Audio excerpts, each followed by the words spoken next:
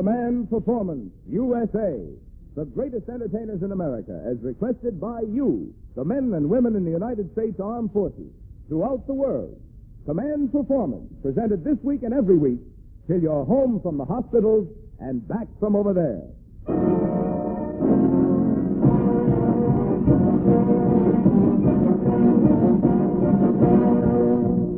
Hi, gang, this is Marvin Miller, letting loose another Command Performance.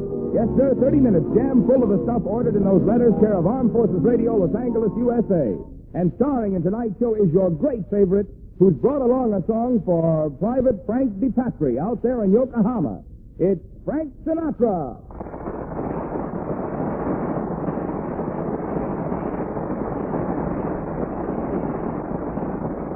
Hiya, neighbors. Are we ready, Maestro? Well, let's knock it. I wonder who's kissing her now. I wonder who's teaching her how. I wonder who's looking into her eyes. Breathing sighs, telling lies. I wonder who's buying the wine. Her lips that I used to call mine. I wonder if she ever tells him of me. I wonder who's kissing her now.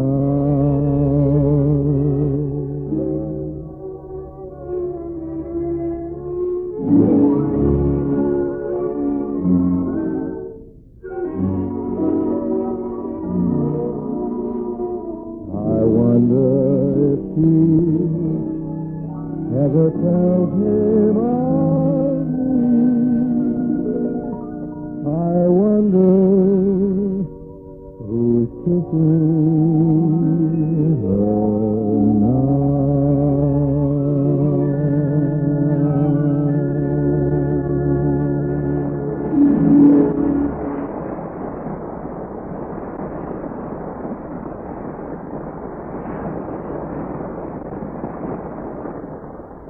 Thank you kindly. Gang, in the mail today. Step aside, boy. We have important business on hand. What? Friends, you have just heard a marvelous voice, familiar to millions. Command Performance once told the success story of this young man, and it was a touching story. We told how he started. As a boy, he was poor but proud. Every day, he'd walk around in his underwear so he could display the hair on his legs. Then we told how this boy rose from brags to breeches. Now, wait a minute. Just a second. Hold everything. What brought this on? Well, we've been commanded to show what the hectic life of such a great celebrity is like today. Gang, with no further ado, let us look in on a typical day in the life of Frank Sinatra. We find him beginning his strenuous activities at 6 a.m. Eastern Slobovia time. But nothing daunted, Frank quickly gathers vitality. Gracefully, he leaps out of bed. His curlers were caught in the spring. Yeah, and that can be pretty hot on a man's chest, too. The rest of his morning is uneventful, till one of the world's finest actors rings his bell. Yes? Oh, Marvin Miller. Come on in. Hiya, Frank. Say,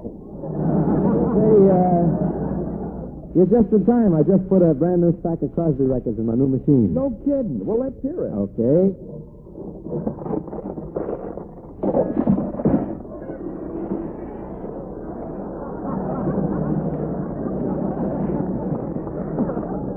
Took me years to perfect that kind of a machine. Hi, Doris. Well, Frank, what you doing today? Marv, I'm supposed to sing a number on Command Performance tonight, but every time I try to rehearse it, somebody interrupts me. Oh, well, gee, go ahead and practice it, Frank. I'll be quiet. You will? You promise? Sure, I promise. Scouts honor, hope to die. Well, okay. T for two and two for T. Frank, if my sitting here bothers you, I could leave. No, Mart, really. You just sit there, and you don't bother me at all, honestly. T for two and two Frank, for... I could go out and sit on the porch. It's nice out there. It's a little lonely, maybe, but I Mart, wouldn't mind. Mart, kid, look, boy. As long as you sit there quietly, you're not bothering me a bit. Oh, thanks a lot. T for two and two Look, for... I understand I'm willing to go out on the porch. It is nice and cool out there. All right. T for two and two for... Well? Well, what? Go on, sing. You mean it? Of course. Well, thank goodness. T for two and two for... Frank, the way you're acting, a fellow would think you were afraid I was going to interrupt you. That hurts me, because I'm a professional entertainer. I know enough not to spoil a fellow professional's rehearsal. That's just the worst thing a guy can do. You know I'd never do a thing like that. It's humiliating. And I'm going to go out and sit on your doggone porch, you temperamental beast. So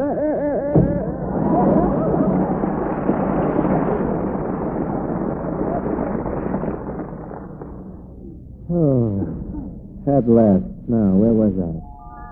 T for two and two for T and me for you.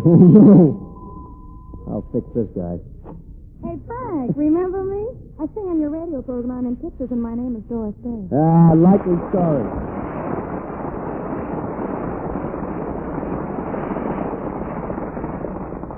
As I said, a likely story. I bet you couldn't sing around here without getting interrupted. Well, I could try. Well, maybe you could.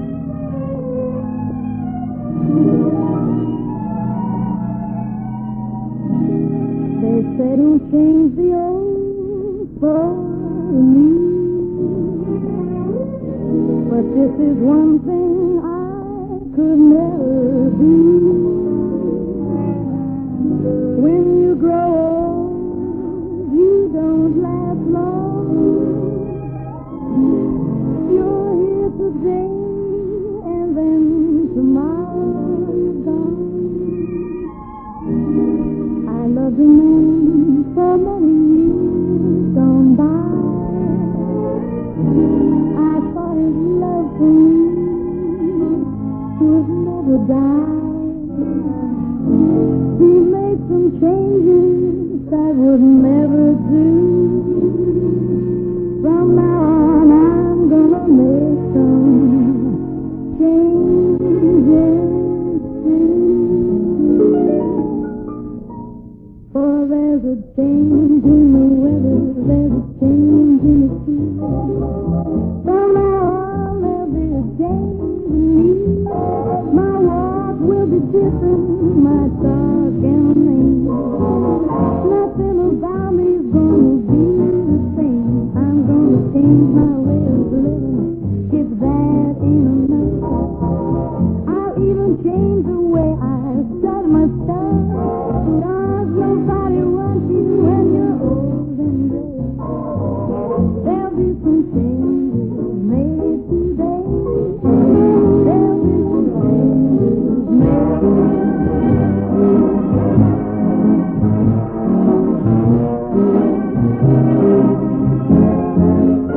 For there's a change in the fashion, change in the smile. There's a new way that people get their blues. I must make some changes from the old to the new. I must do things just the same as others do. Gonna change my long tall daddy for a little short fat. Gonna change the number where I'm living at. Cause nobody wants you when you're old and gray. There'll be some changes made today. There'll be some changes made.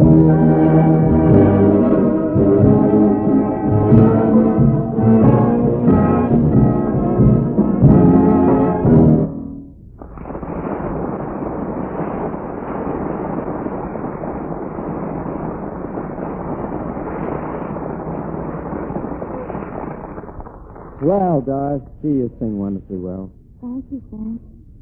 Come on, sit on the piano stool, will you? Uh-uh. Why not? People always laugh when I sit down to play.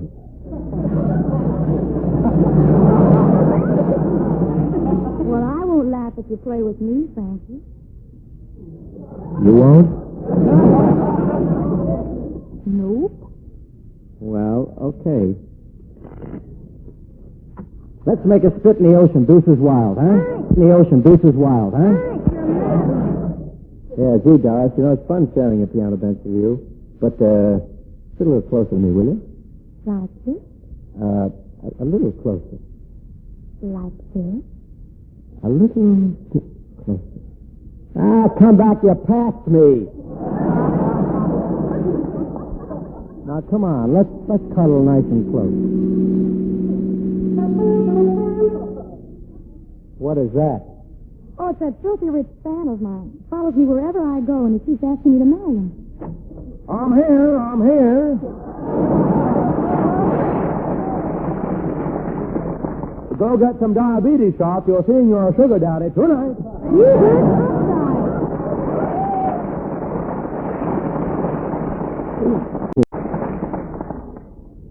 Doris, I heard you here, and I drove right over in my Chrysler.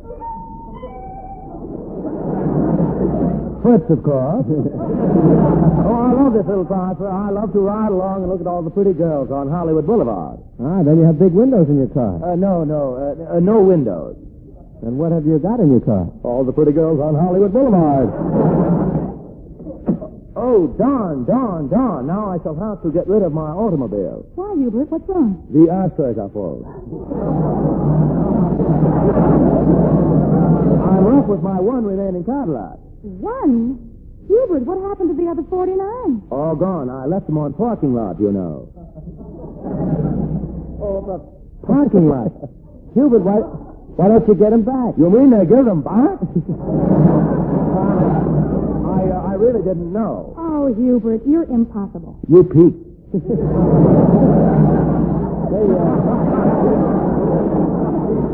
Hubert, won't you sit down? You look rather tired. Oh, yes, Frank. I'm simply exhausted.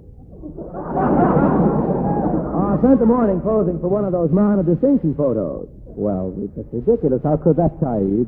You're just holding Lord Calvert in your hand. Oh, no, that's so crude. In my pictures, Lord Calvert holds me. But all this activity is hard on me, and you know that I'm nervously maladjusted. I've been in a terrible state. California, of course. But Mr. Sinatra, I feel I have enough energy to make a deal with you. A deal? What is it? Well, tomorrow is my little niece's birthday, and she does so love your singing voice. You mean you'd like to buy some of my records? No, I want to buy you and give you to her. Hubert, you're crazy. Now, don't speak hostile to me or I'll commit suicide. I will. I'll hold my nose and leap from the top of my father's wallet.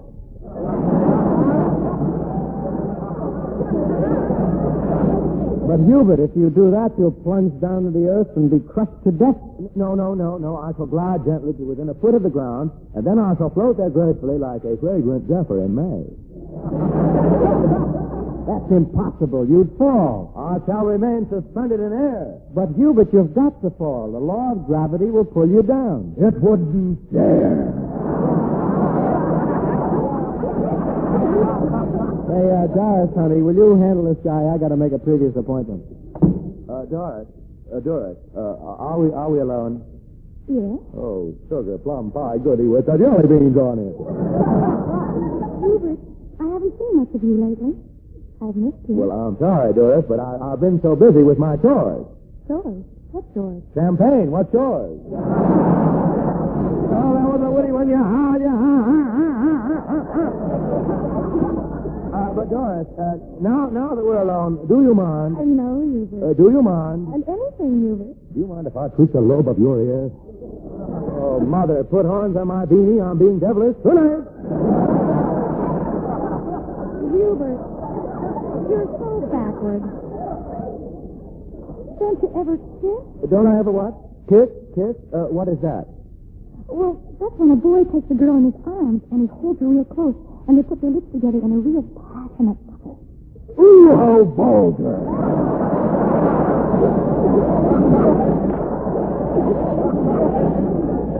Doris, have you decided to become my wife? I'm, you know. Well, Hubert, I still don't know. Tell me, what are the requirements for an updike's wife? Well, they're very strict. For one thing, an updike's wife must be able to hold her head up in society. Well, any girl can hold her head up in society. With an 86-pound diamond hanging on her neck? Then, too, every week you'd have to send my shorts to the jewelers. You mean to the laundry? No, to the jewelers. Every week I have the emerald polka dots reset.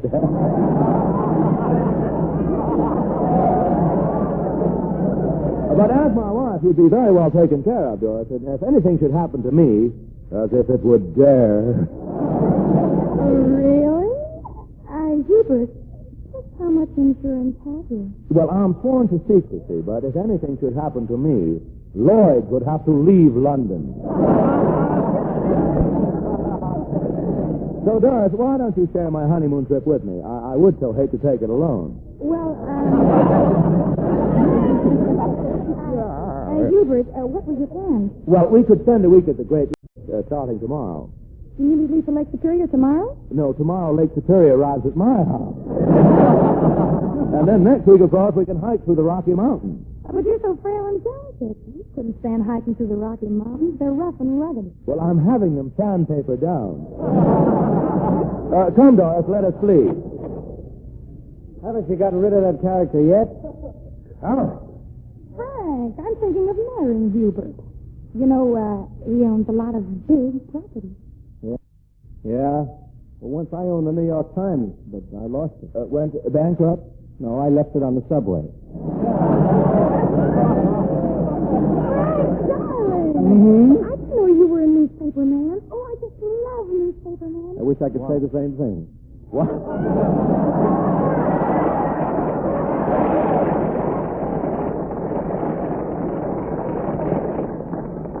Why, Doris, you're unfaithful. I shall leave you this instant. I shall telephone Roy Rogers and spend the rest of my life riding in solitary splendor on my ranch. Call Roy Rogers? You mean you're going to ride Trigger? No, I'm going to ride Roy Rogers. Yakatan?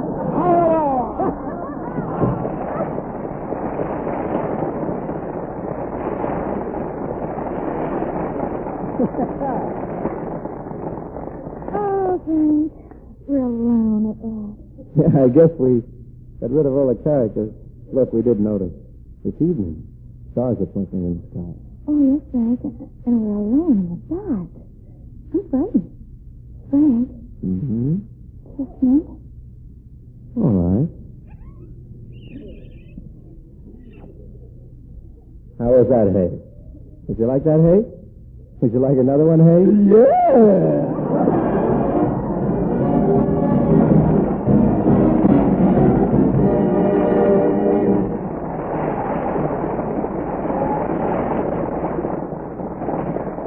Well, gang, I want to thank you for these nice letters, especially the ones from Seaman Second Bob Bunton and his gang on Midway. And say hello to Harry Redloff and Francis Rocco in Beaumont General Hospital, Texas. And then we'll sort of slide into a song about you. And maybe you wouldn't mind if I stepped into a character and set it up with a little prologue.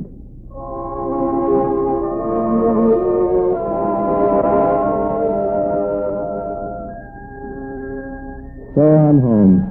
Yep, after 3 years of kicking around all over the country, I'm home again.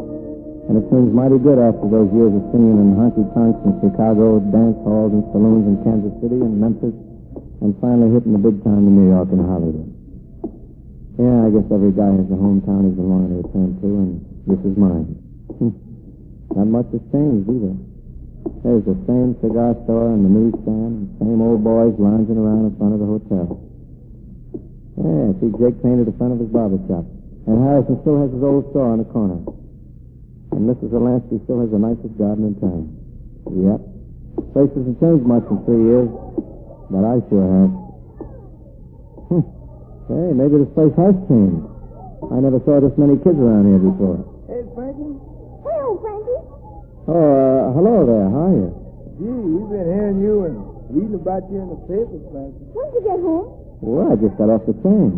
Remember us, Frankie? No, I don't. Yeah, wait a minute. Say, you're Joey Washington, and you, sure, little Sammy Morris. Only you guys aren't so little anymore. You've been gone a long time. I sure have, Sammy. Say, your pop still at a sailor shop? Sure, go over and see him. He talks about you all the time. I'll make a point of it. How about your mom, Joey? The kids still call her Aunt Jemima? Yeah. Give a big kiss for me. Tell her I'm going to come calling soon. Yeah, I will. We got to get out of here.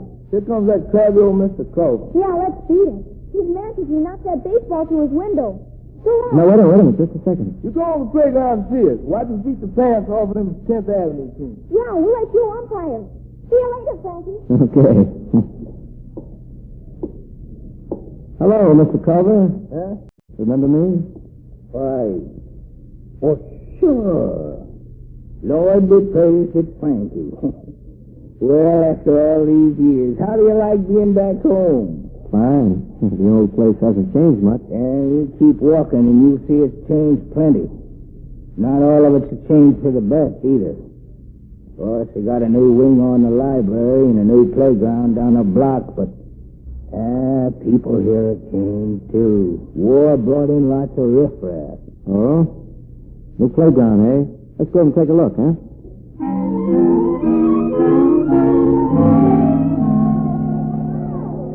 Say, this is wonderful. I wish they had had something like this when I was a kid. Well, what do you know? Look at the way that Joey Washington pitches that ball. And that little Sammy Mars is a real catcher. Yeah, that's the thing I was talking about when I said there was lots of changes in this town. Now look at them kids out there. What's the matter with them? Well, our kids used to play by themselves. Now look at them, all mixed up. Playing with every kind and color of a kid there is. Yeah, isn't it swell? Oh, I didn't mean that. I know you didn't, but I think it's swell. Well, I don't agree with you. Look, Mr. Culver, if these kids play together, they're going to grow up with a healthy respect for each other's color, for each other's religion, with respect for each other's souls. We all have souls, haven't we, Mr. Culver? Yeah, but you missed the whole point. Here in America, our economy can't take Don't this. speak to me of American economy, Mr. Culver. I'm interested in American human beings.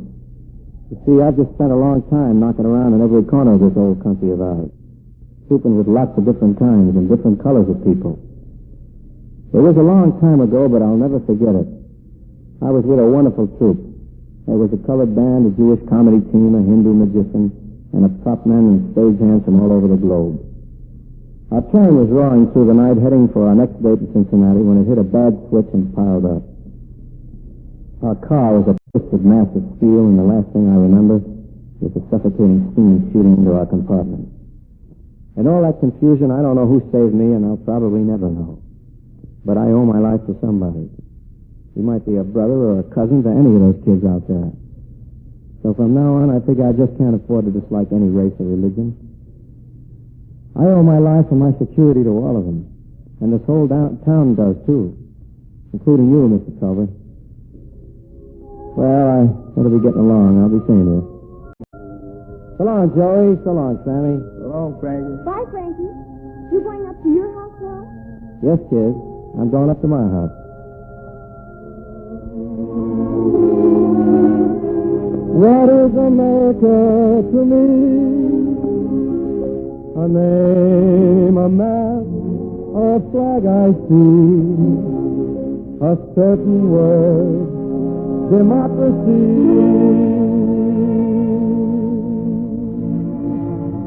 What is America to me?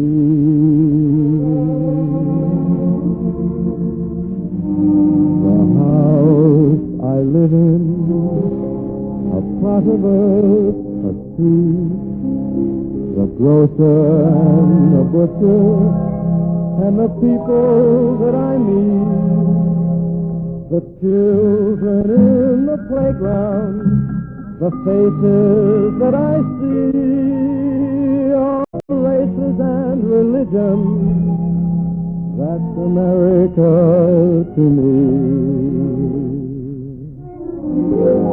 The place I work in, the worker by my side, little town or city where my people lived and died, the howdy and the handshake, they're feeling free, and the right to speak my mind out.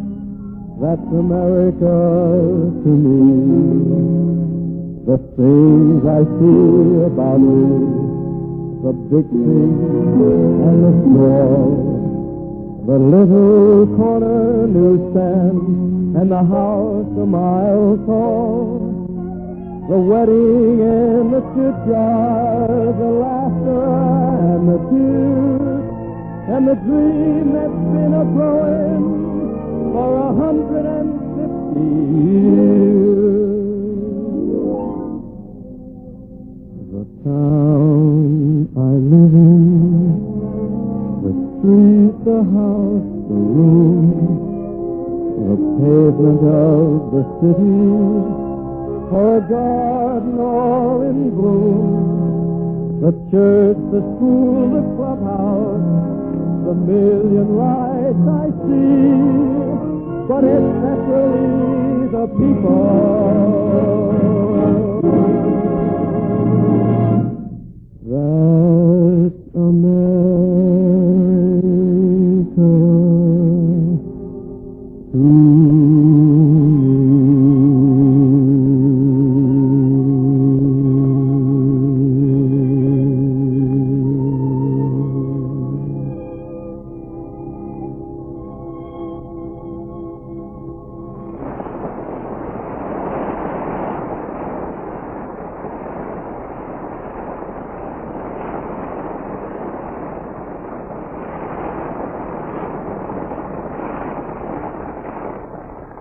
Thank you very much. Well, sir, that brings us around to quitting time. We've really been loaded with talent. We had Doris and Backus, the unforgettable Hubert Updike. Really grand boy. Love that voice. Some fine acting from Bud Weedham, Al Hoskins, and Jerry Farber. And Marvin the Miller, my old buddy. Lots of fine performers there, but they're playing to a lot of great listeners. Don't forget your big contest, fellas. Right. A contest for all you GIs and a chance to win one of those smart-looking Helicrafter radios. It's easy, gang, and here's all you have to do. Just write a paragraph or two on the subject, "What the Constitution of the United States Means to Me."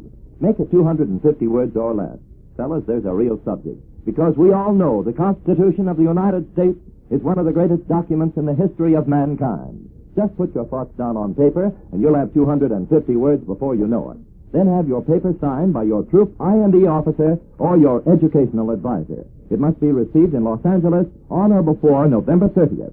Get to work on yours right away. Remember, 250 words or less on the subject, "What the Constitution of the United States Means to Me." And the best of good luck to all of you. Lots of luck, and this is Frank Sinatra saying, so long, neighbors. Take it easy now, man.